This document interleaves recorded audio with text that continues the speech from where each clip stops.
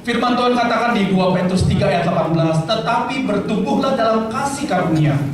Kasih karunia itu gift, kasih karunia itu hadiah, kasih karunia itu sesuatu yang tidak layak kita terima, tetapi Tuhan, Dia yang memilikinya, yaitu Tuhan katakan engkau layak dan terimalah.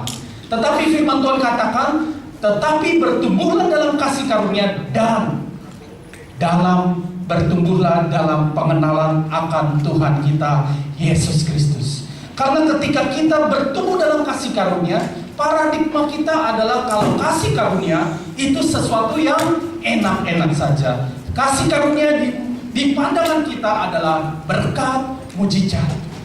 Padahal firman Tuhan katakan penderitaan karena Kristus atau penderitaan bagi Kristus itu pun kasih karunia.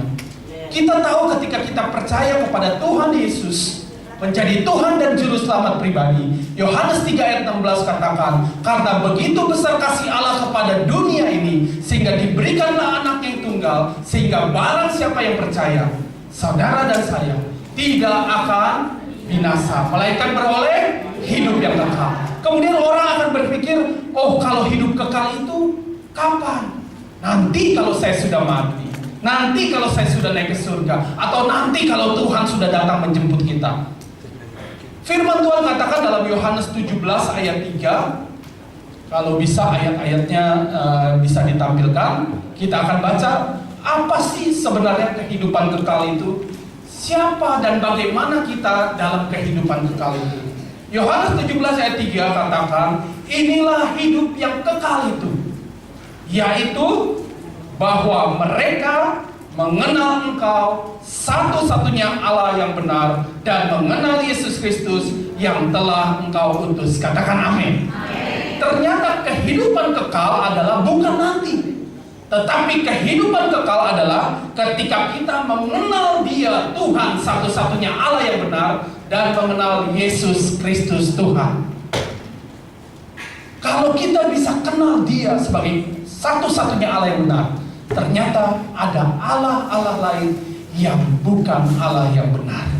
Makanya Tuhan katakan kita harus kenali Tuhan kita Yesus Kristus.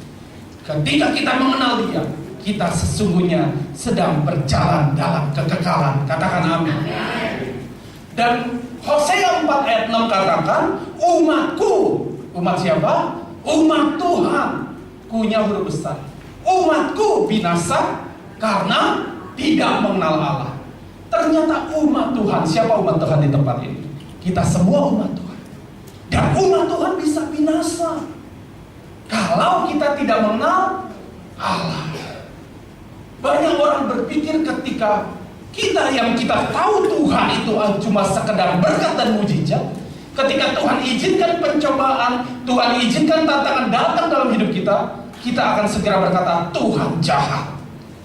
Saudara tahu ketika Tuhan masuk ke menjelang Dia naik ke kayu salib, ketika Dia masuk ke Yerusalem, Dia dimuliakan, Dia dielulukan, diberi karpet merah, Dia naik ke atas seekor keledai dan dimuliakan. Orang-orang berkata, Hosana, Hosana anak Daud, mulialah namamu.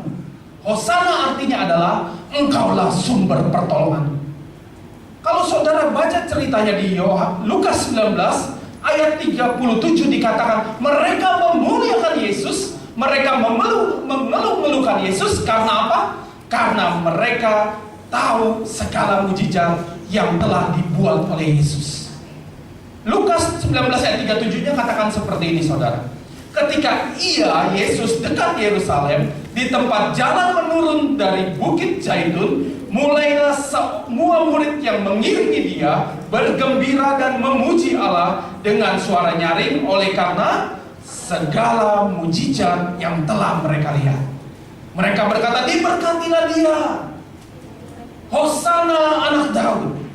Mereka memuliakan Yesus karena mereka dengar cerita tentang Yesus, karena Yesus buat mujizat.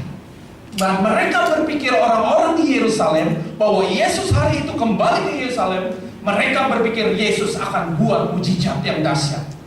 Mereka berpikir, oh kalau kami pernah dengar Yesus membuat 5 roti 2 ekor ikan, memberi makan 5.000 orang. Yesus menyembuhkan semua orang sakit. Yesus melepaskan orang yang terikat. Mereka berpikir di Yerusalem besok Yesus akan buat mujizat yang dahsyat. Itu hari Minggunya. Dan saudara tahu apa yang terjadi di hari Seninnya? Di hari Seninnya Yesus datang ke bait Allah dan diobrak-abrik bait Allah.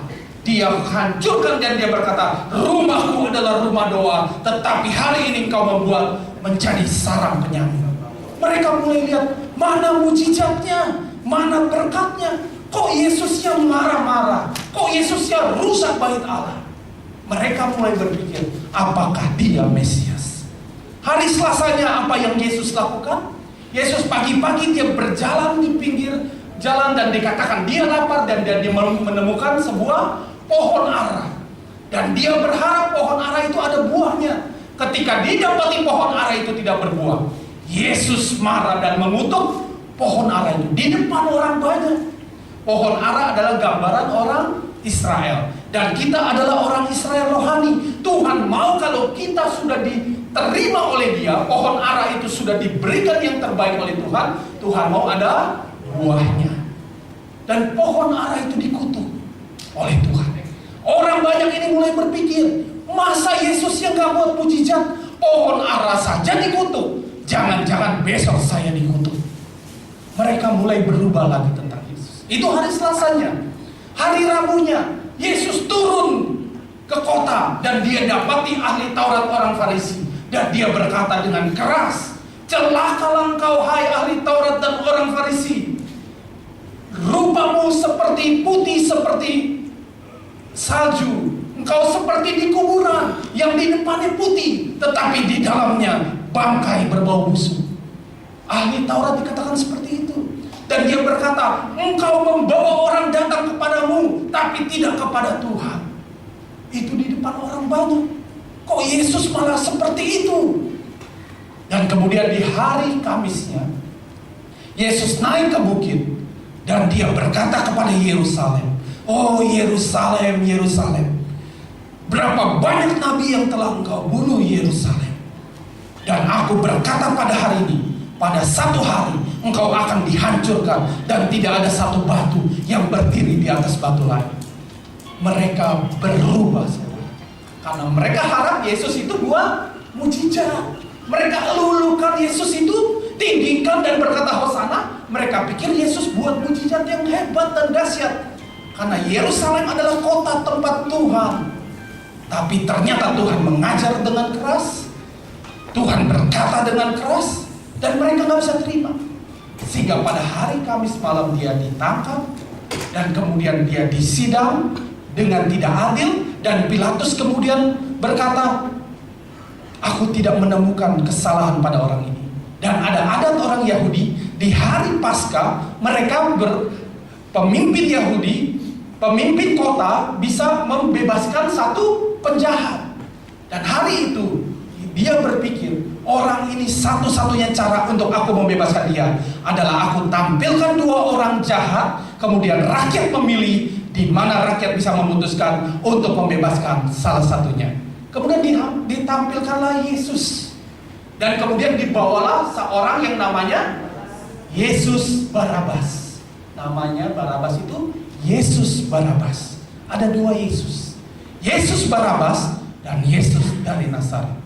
Yesus Barabas ini terkenal orang jahat, orang yang menganiaya, orang yang buat banyak kejahatan. Kemudian ditampilkan dan Pilatus berkata, kalian pilih satu di antara mereka. Orang yang sama yang pada hari Minggu berkata, hosana, hosana, mulialah namanya anak Daud.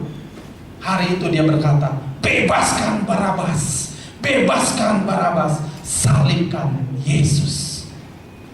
Itu orang yang sama. Kalau kita mengenal Tuhan Yesus, kalau hanya sebatas mujizat, kita ikut Tuhan Yesus hanya ingin dia buat mujizat, dia ingin berkati kita dengan berkat materi, kita motivasi kita ikut Yesus, mengelulukan Tuhan di tempat ini cuma sekedar dia buat mujizat dalam kehidupan saudara. Dan ketika Tuhan izinkan, dia katakan, tidak, belum waktunya aku memberkati engkau. Engkau lewati padang gurun bersama dengan aku, kau lewati lembah kekelaman bersama dengan aku. Kalau motivasi saudara adalah berkat dan mujizat, engkau bisa berkata, hari ini Hosana, Hosana.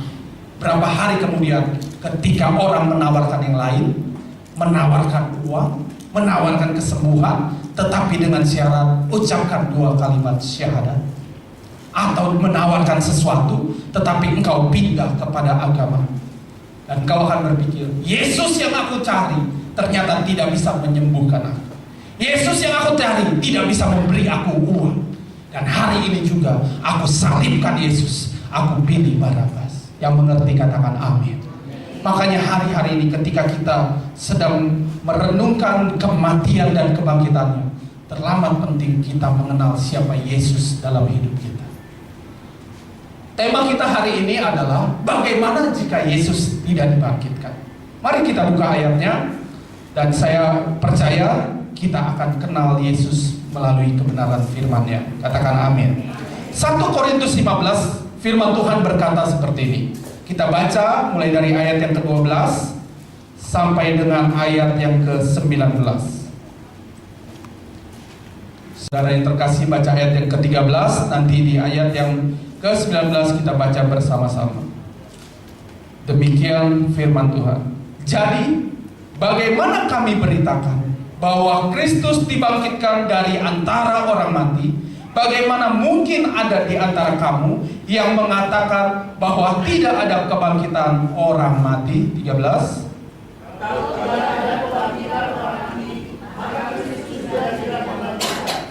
Tetapi andai kata Kristus tidak dibangkitkan, maka sia-sialah pemberitaan kami dan sia-sialah juga kepercayaan kamu.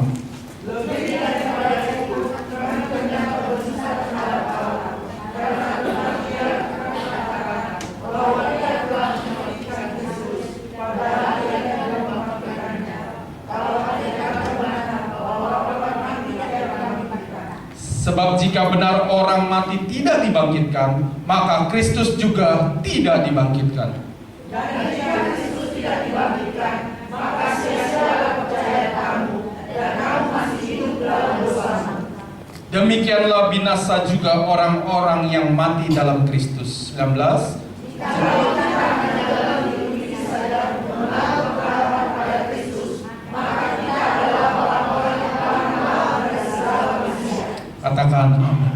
Firman Tuhan menjelaskan dengan sangat jelas, kalau Kristus, kalau Yesus yang kita percaya bahwa Dia adalah Tuhan dan Juru Selamat pribadi kita, yang kita percaya bahwa Dia adalah Mesias yang hidup, itu tidak dibangkitkan. Apa yang terjadi dengan kita? Firman Tuhan di ayat 14 katakan, kalau Dia tidak bangkit, sia-sialah pemberitaan kami dari sisi pemberi berita, dan sia-sialah juga kepercayaan kamu. Percuma kita percaya Dia kalau Dia tidak bangkit. Dan ayat 17 katakan, kalau Yesus tidak dibangkitkan, maka sia-sialah kepercayaan kamu, dan kamu masih hidup dalam dosa.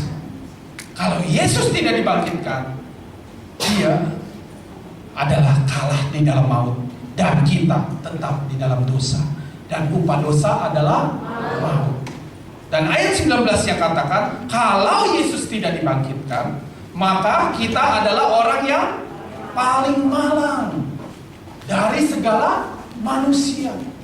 Kalau Dia nggak bangkit, kita orang yang paling malang, kita orang yang paling kasihan, karena kita percaya sesuatu yang salah.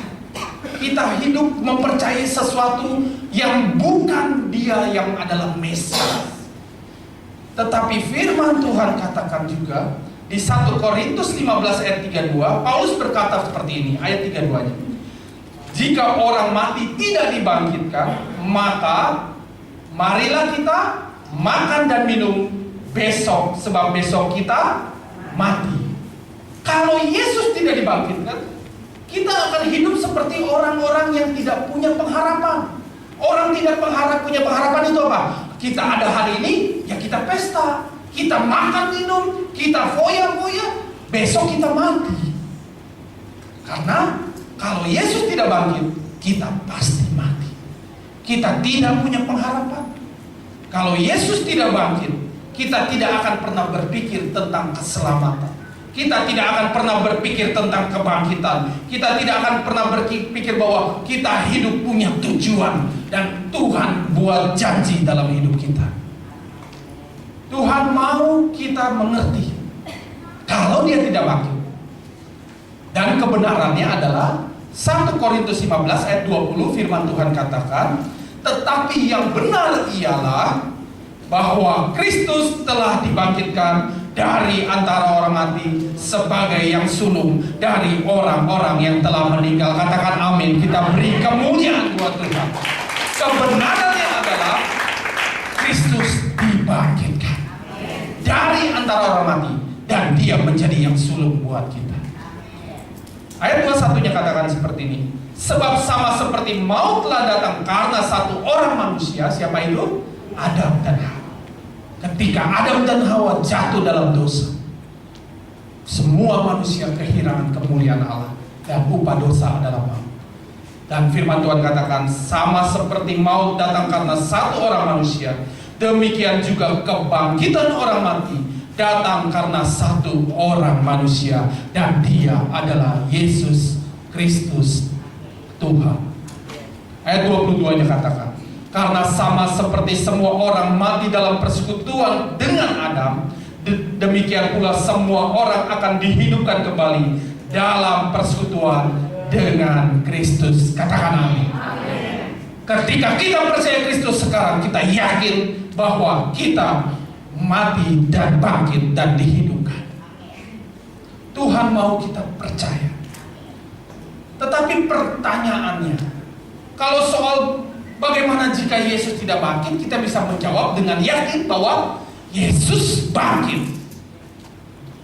Ketika pertanyaan datang bagaimana jika Yesus tidak bangkit, kita juga sudah tahu bahwa kita menjadi orang-orang paling malang.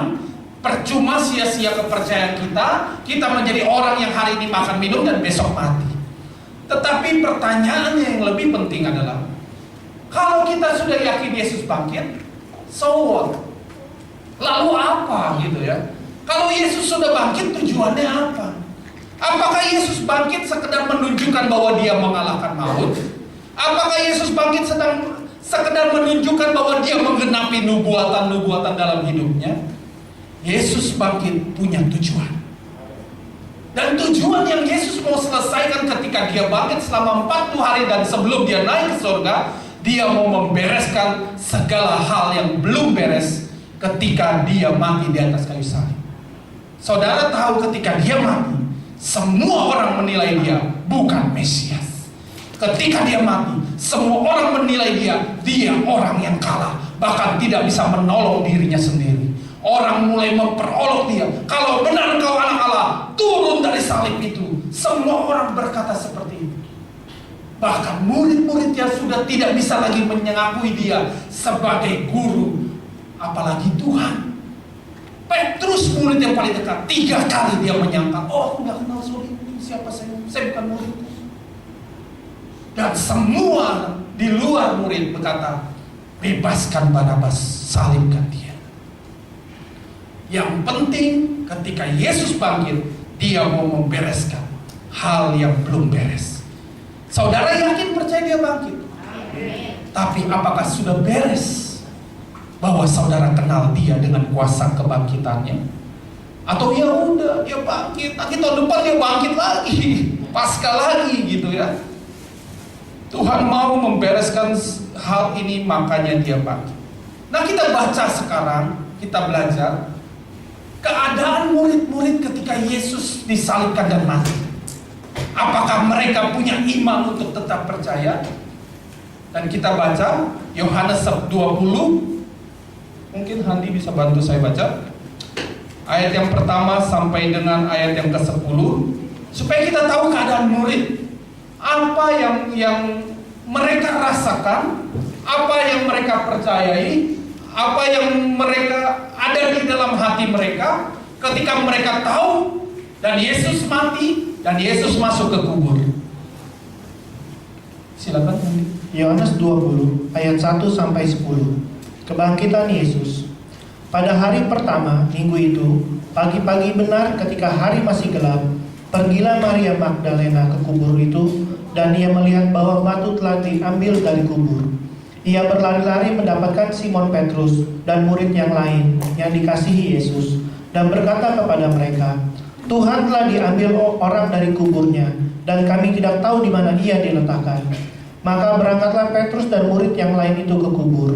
Keduanya berlari bersama-sama, tetapi murid yang lain itu berlari lebih cepat daripada Petrus, sehingga lebih dulu sampai di kubur.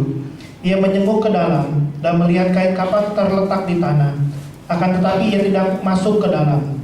Maka datanglah Simon Petrus juga menyusul dia dan masuk ke dalam kubur itu. Ia melihat kain kafan terletak di tanah.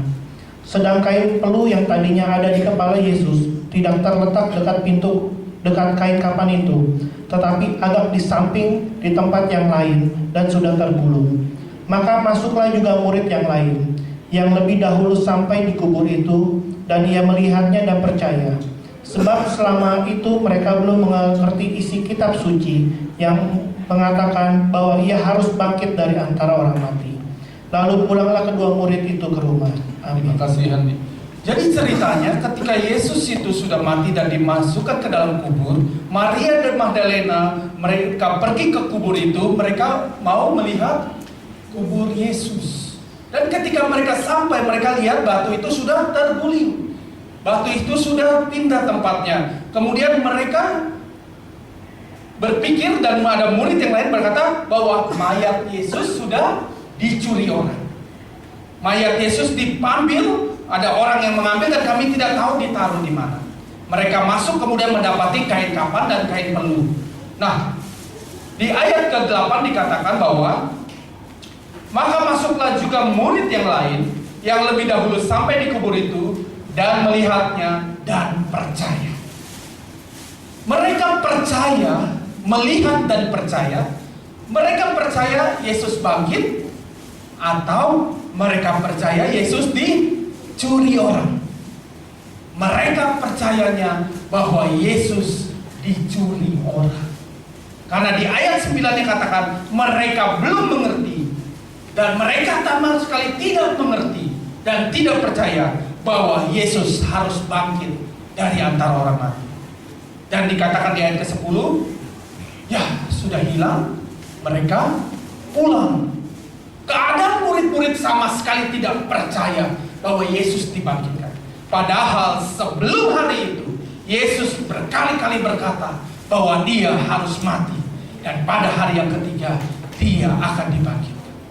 Ketika murid melihat, Maria melihat fisik daripada kubur dan melihat batu yang terguling dan Yesus tidak ada, mereka tidak bisa lagi percaya bahwa Yesus bangkit. Percaya mereka adalah Yesusnya hilang, dicuri orang. Dan kalau kita baca lebih jelas lagi di Lukas 24 ayat yang ke-9 sampai 12, saya mau bacakan Lukas 24 ayat 9. Dan setelah mereka kembali dari kubur, mereka menceritakan semuanya itu kepada 11 murid dan kepada semua orang yang lain. Jadi mereka yang melihat kejadian itu pergi dan kemudian mendapati murid-murid yang lain.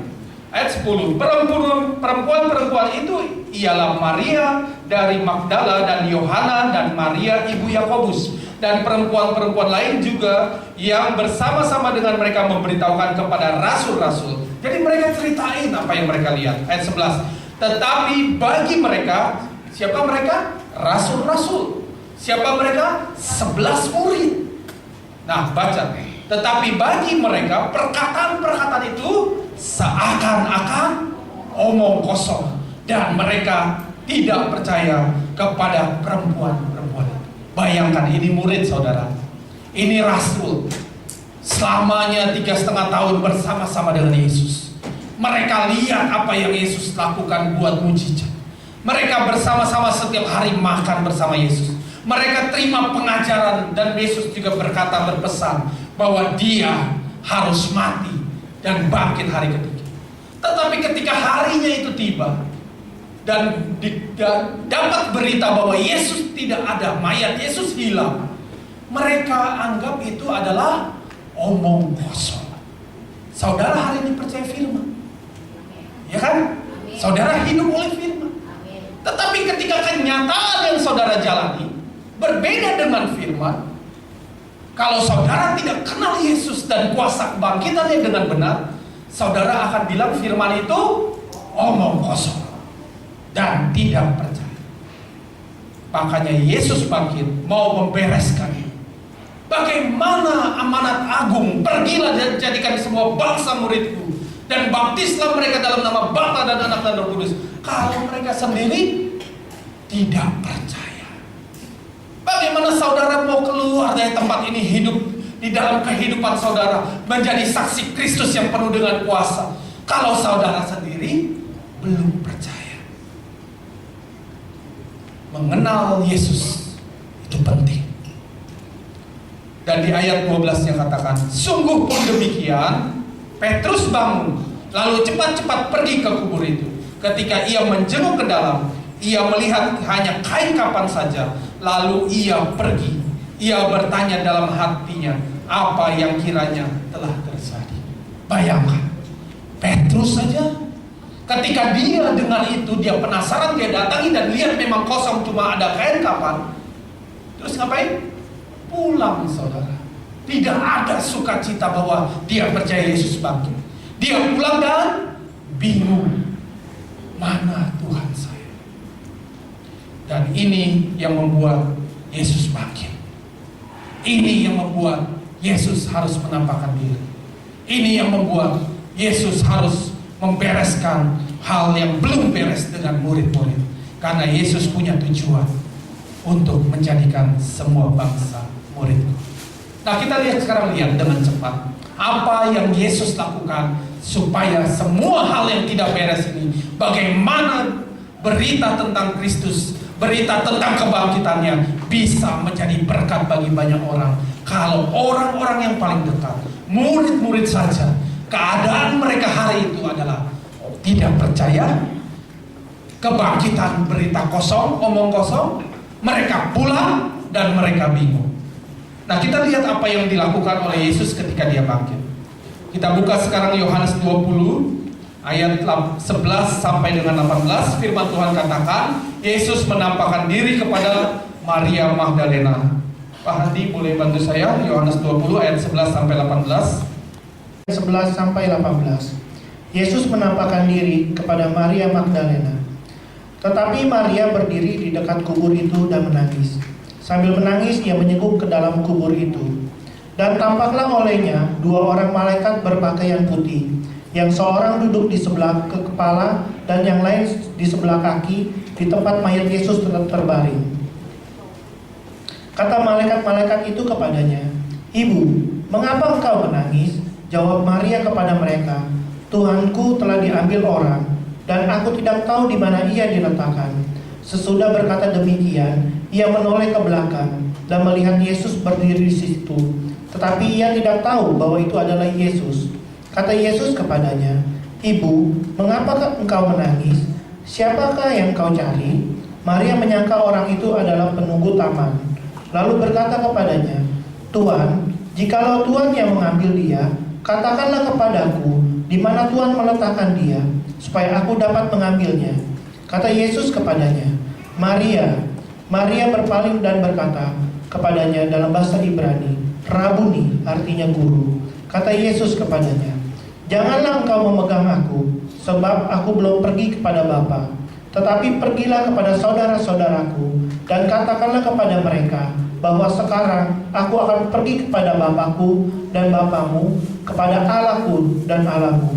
Maria Magdalena pergi dan berkata kepada murid-murid, "Aku telah melihat Tuhan," dan juga bahwa ia mengatakan hal itu kepadanya. Amin. Amin. Peristiwa yang pertama ketika Yesus bangkit, dia mendapati Maria Magdalena. Ketika Maria Magdalena masuk ke dalam kubur dan berjumpa dengan malaikat, dia tahu itu malaikat. Kemudian dia katakan bahwa Yesusku, Tuhanku sudah diambil orang dan aku tidak tahu. Tiba-tiba Yesus hadir di tempat dia, di depan dia, dan dikatakan dia tidak kenal, dia tidak tahu itu Yesus. Kemudian dikatakan bahwa Yesus bertanya, "Ibu, mengapa kau menangis?" Dan dia tidak kenal siapa Yesus. Dia bisa melihat, dan dia bahkan berkata, Yesus dikenali sebagai penunggu taman, penjaga taman, juru kunci kuburan, saudara. Tanpa pengenalan akan Tuhan, kita tidak bisa kenal bahwa sekalipun Yesus hadir di depan kita. Sampai satu ketika di ayat 14, Yesus memanggil namanya. Di ayat 14 ya dikatakan bahwa ketika Yesus ada, dia noleh, dia lihat itu Yesus, dia nggak kenal. Tetapi ketika di ayat 16 dikatakan Maria, kemudian Maria berpaling dan dia mengenal bahwa itu adalah Yesus, dan dia berkata, Rabu. Yang Tuhan mau lakukan ketika dia bangkit yang pertama adalah dia membereskan mata, dia membereskan pendengaran kita, dia akan memanggil nama kita. Dia kenal semua nama di antara kita.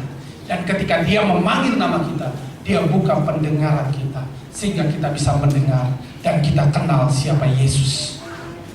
Yang Tuhan mau bereskan ketika dia bangkit, dia mau kita mendengar suara gembala, dan domba yang baik mengenal suara gembalanya. Tuhan mau bereskan dan Tuhan mau buka pendengaran. Dia akan memanggil semua nama kita, dan dia mengenal kita dengan benar. Dan Yesus lakukan itu buat Maria. Yang kedua, kalau yang pertama pendengaran. Yang kedua, kita baca Lukas 24. Kalau saudara baca di Lukas 24 ayat 13-35, itu ada satu cerita. Kita nggak usah baca ayatnya. Itu cerita adalah perikopnya berjudul Yesus menampakkan diri di jalan ke Emmaus.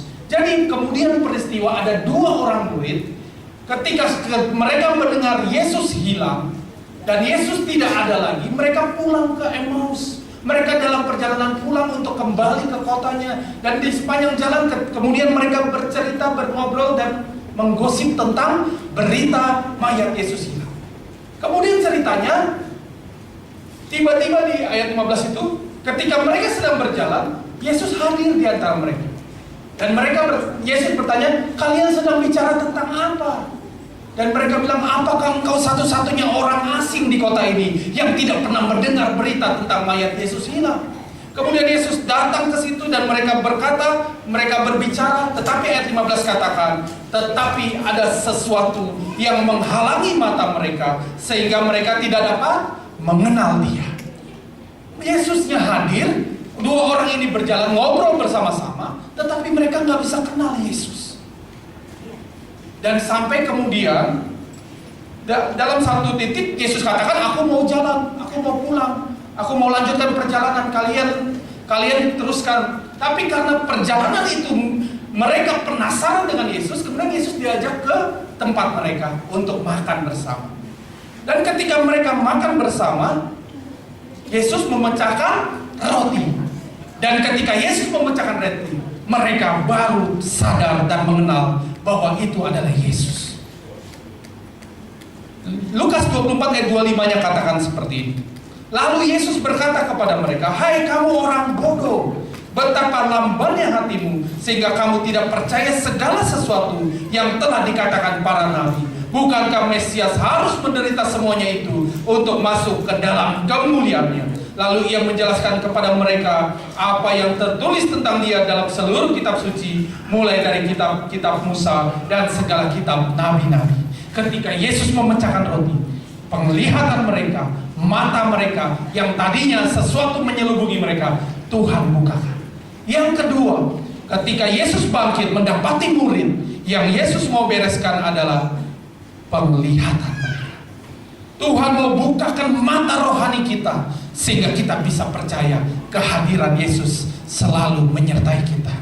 Yang pertama terhadap Maria, Tuhan mau bukakan pendengaran rohani kita, sehingga kita bisa duduk diam dan mendengarkan kebenaran firman, suara gembala dalam hidup kita. Lewat firman yang keluar, ketika dia memanggil nama kita, kita akan mengenal dia.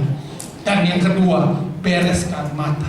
Dia mau lepaskan selubung, sehingga mata kita bisa melihat apa Yesus hadir di depan kita. Itu yang kedua, saudara.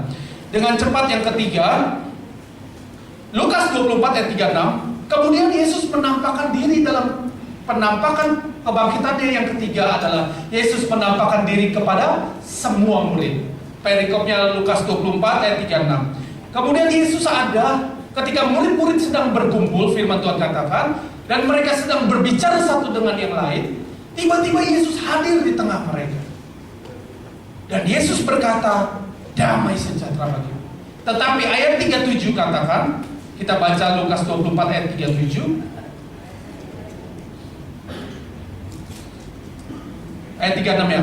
Dan sementara mereka bercakap-cakap tentang hal-hal itu, Yesus tiba-tiba berdiri di tengah mereka dan berkata kepada mereka, damai sejahtera bagimu. Mereka terkejut dan takut dan menyangka bahwa mereka melihat hantu.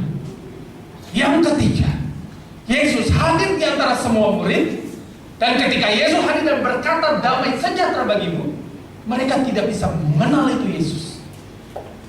Dan mereka menyangka Yesus adalah hantu. Begitu juga kehidupan kita. Apa yang Yesus mau bereskan dengan ini? Sehingga ketika Yesus hadir di dalam keluarga kita, kita nggak bisa percaya. Dan kita pikir itu adalah hantu. Repot Tuhan jadi hantu. Dan kemudian dikatakan ayat 41-nya, ketika mereka belum percaya karena girangnya dan masih heran, jadi Yesus tuh tunjukkan, ini loh tanganku yang berlubang paku, ini loh lumbungku yang berlubang paku. Kau lihat sendiri bahwa aku ini, dia yang hidup dan bangkit. Kemudian dikatakan, berkatalah Yesus kepada mereka, adakah padamu makanan di sini? Lalu mereka memberikan kepadanya sepotong ikan goreng. Ia mengambilnya dan memakannya di depan mata mereka. Apa yang Yesus lakukan? Yesus makan ikan di depan mereka. Karena Yesus tahu pikiran mereka. Mereka pikir Yesus hantu. Dan dia sedang menunjukkan bahwa hantu gak bisa makan.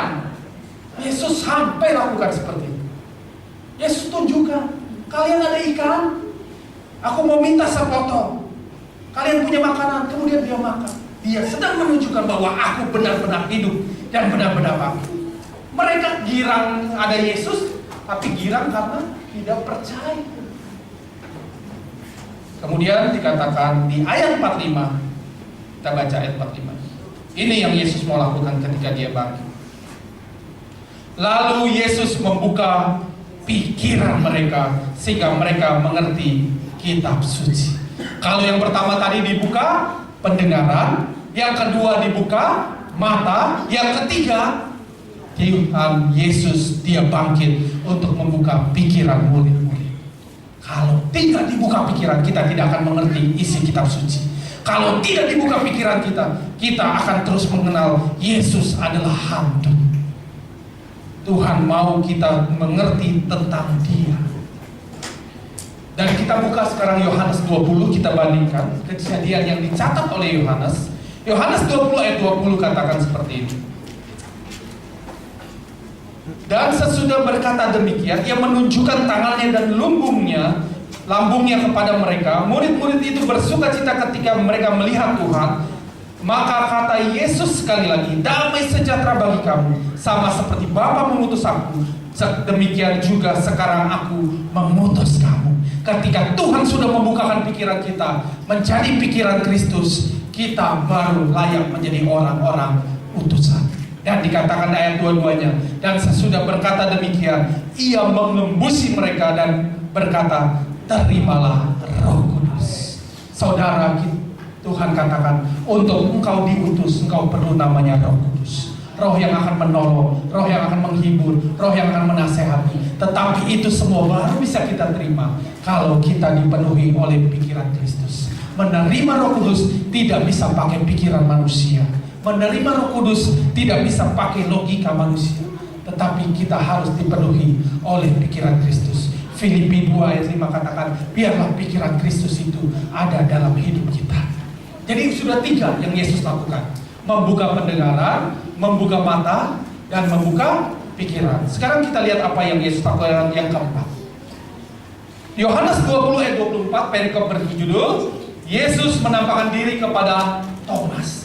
Ternyata dalam penampakan Yesus yang ketiga kepada semua murid, ada satu murid yang gak hadir, saudara. Dan dia namanya Thomas. Mungkin Thomas gak hadir ke sana karena dia merasa putus asa. Mungkin Thomas berpikir, untuk apa aku ngumpul-ngumpul lagi dengan mereka? Toh Yesusnya sudah mati dan dia tidak bangkit. Dan Thomas memutuskan untuk tidak hadir.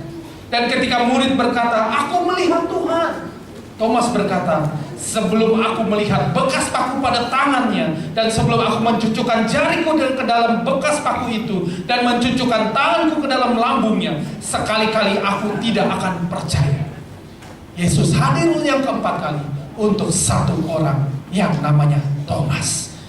Dan kemudian 8 hari kemudian firman Tuhan katakan, ketika murid ngumpul lagi, dan kali itu ada Thomas. Kenapa Thomas kali itu ada? Dia penasaran, saudara. Karena yang pertama dia nggak hadir, semua murid hadir dan melihat Yesus dan membuktikan Yesus hidup. Sekarang Thomas katakan, oke lah, dalam pertemuan minggu yang akan datang, ibadah yang akan datang, ya kan 8 hari kemudian, aku hadir. Dan ketika itu hadir, Tuhan menampakkan diri lagi. Tuhan menampakkan diri khusus kepada Thomas. Kemudian Yohanes 20 ayat 27 katakan, kemudian ia berkata kepada Thomas, taruhlah jarimu di sini dan lihatlah tanganku, ulurkanlah tanganmu dan cucukkanlah ke dalam lambungku, dan jangan engkau tidak percaya lagi, melainkan percaya. Yesus hadir untuk satu orang. Kalau saudara ikut Tuhan hari ini, menit ini, detik ini, masih belum percaya Tuhan, percayalah hari-hari ini Tuhan akan hadir spesial kepada saudara. Dia akan memberikan dirinya untuk saudara buktikan bahwa dia hidup. Dan dikatakan ayat 28, Thomas menjawab dia, ya Tuhanku dan Allah. Thomas percaya, dia terbukti bahwa Yesus hadir. Dan jawab Yesus adalah, karena engkau telah melihat aku, maka engkau percaya. Berbahagialah mereka yang tidak melihat, namun percaya. Saudara dan saya mungkin sampai hari ini belum pernah berjumpa dengan Yesus, belum pernah mencucukkan jarimu, belum pernah memasukkan tanganmu ke lambungnya.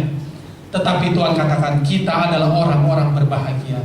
Sekalipun tidak melihat, kita percaya. Kita beri kemuliaan buat Tuhan.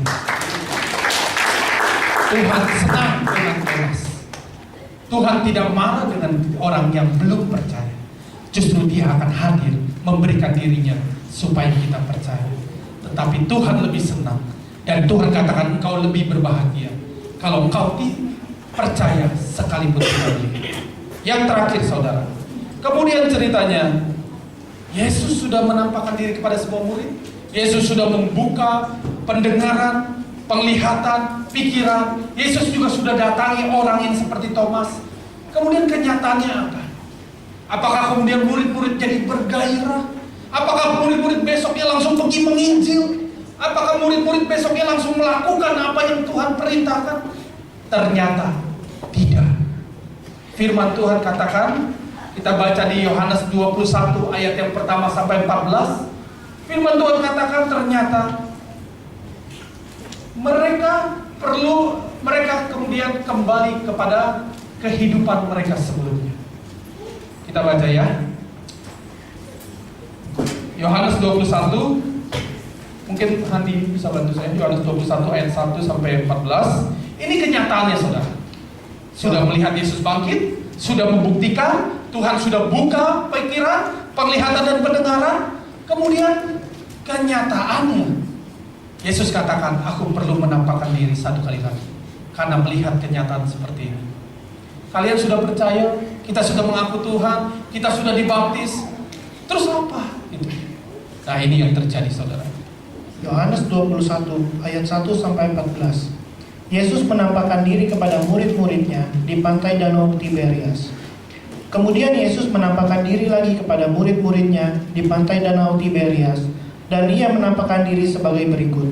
Di pantai itu berkumpul Simon Petrus, Thomas yang disebut Didimus, Nathanael dari Kana yang di Galilea, anak-anak Zebedeus, dan 2 orang murid yang lain.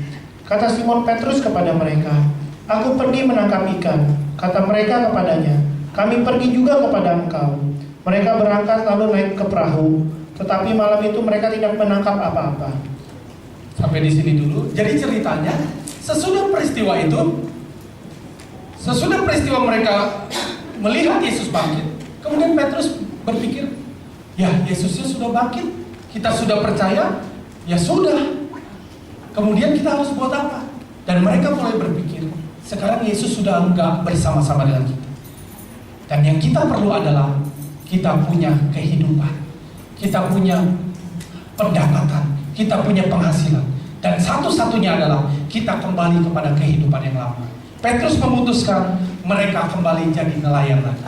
Murid-murid yang lain melihat Petrus yang paling senior memutuskan hal itu. Dan kemudian mereka pergi mencari ikan, cari duit dulu. Ya udah, Yesus sudah bangkit, ya sudah. Kita sudah Kristen, ya sudah. Sekarang kita yang penting cari uang lagi. Kita tinggalkan itu, nanti dululah. Nanti hari Minggu aja kita ke gereja. Yang penting sekarang kita cari duit.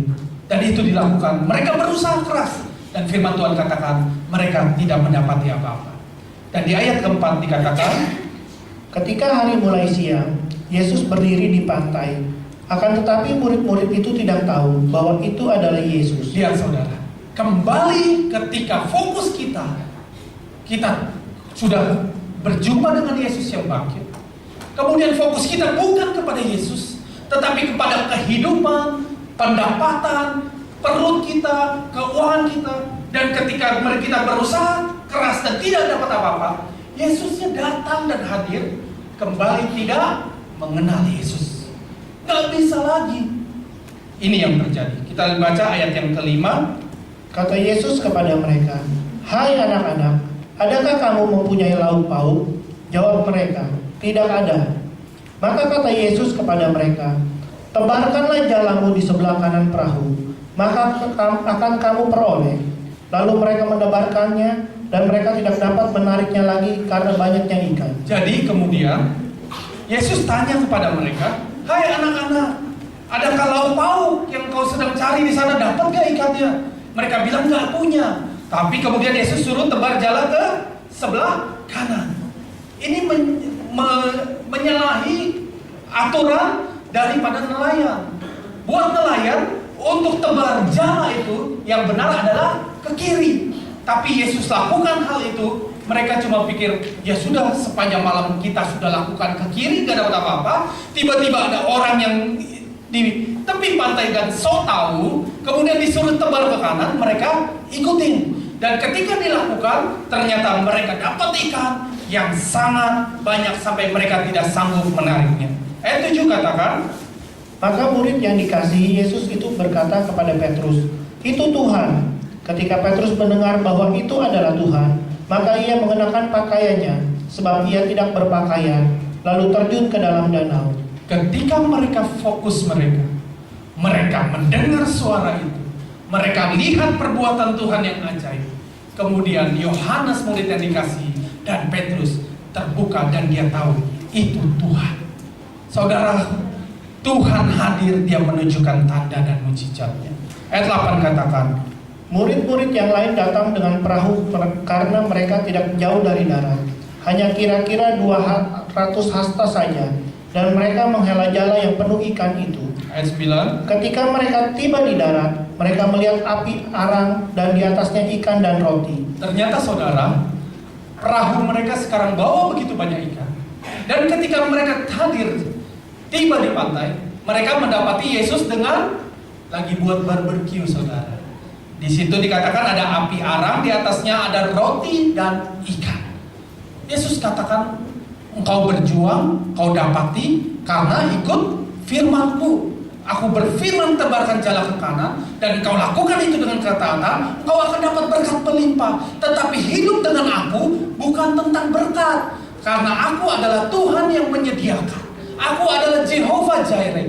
Di sini aku sudah sediakan, ada ikan, ada roti, ada api arang yang Dia siapkan. Kalau kita ikut Tuhan, jangan pernah kita fokusnya kepada berkat dan mujizat, tapi percaya Dia sanggup menyediakan roti dan ikan itu, Dia bisa sediakan. Tetapi kalau engkau mau lakukan sesuatu, ikuti firman-Ku dan engkau akan menikmatinya. Dan kemudian di ayat yang ke-10, ini luar biasanya Tuhan kita. Kata Yesus kepada mereka, bawalah beberapa ikan yang baru kamu tangkap itu. Simon Petrus naik ke perahu, lalu menghela jala itu ke darat, penuh dengan ikan-ikan besar, 153 ekor banyaknya. Dan sungguh pun sebanyak itu, jala itu tidak koyak. Yesus, Dia sudah punya ikan, Dia sudah punya roti, Tetapi ketika dia melihat orang-orang yang bekerja, kita hidup ikut Tuhan harus bekerja.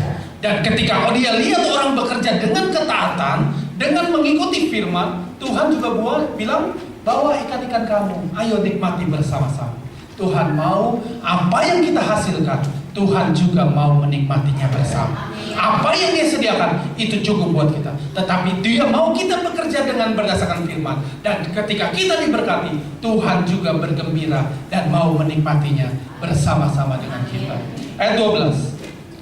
Kata Yesus kepada mereka, marilah dan sarapanlah. Tidak ada di antara murid-murid itu yang berani bertanya kepadanya, siapakah engkau? Sebab mereka tahu bahwa Ia adalah Tuhan. 13. Yesus maju ke depan, mengambil roti dan memberikannya kepada mereka. Demikian juga ikan itu. Tuhan melayani murid-murid. Ketika mereka sudah siap, siapa yang akan masak? Marilah, makanlah, sarapanlah. Kemudian Yesus bagikan satu-satu buat mereka. Dia datang untuk melayani, bukan dilayani.